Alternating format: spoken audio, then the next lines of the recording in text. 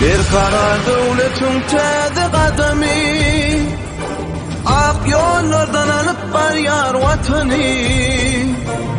Aydın irtilere maksat tutani, arka dağlı tirdarımı yaşasın, arka dağlı tirdarımı yaşasın.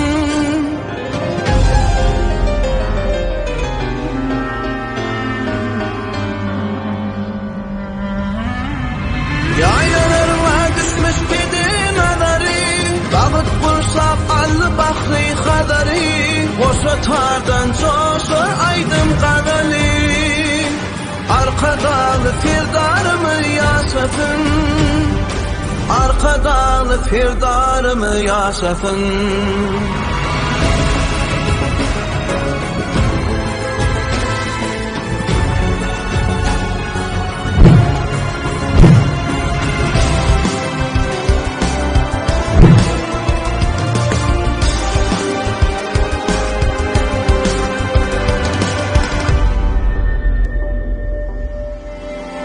Bağlar faylanı kuylaştı ömür, akıl para saattan nulanı devir.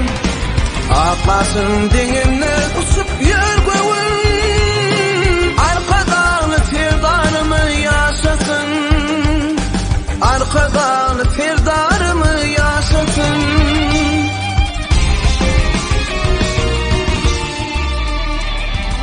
Yaylalarına düşmüş bir nazarı, dağıt bulsak allı bahri kaderi. Boşa tardan coşur aydım kaderi, arka dağlı firdarımı yaşasın, arka dağlı firdarımı yaşasın. Yaşasın.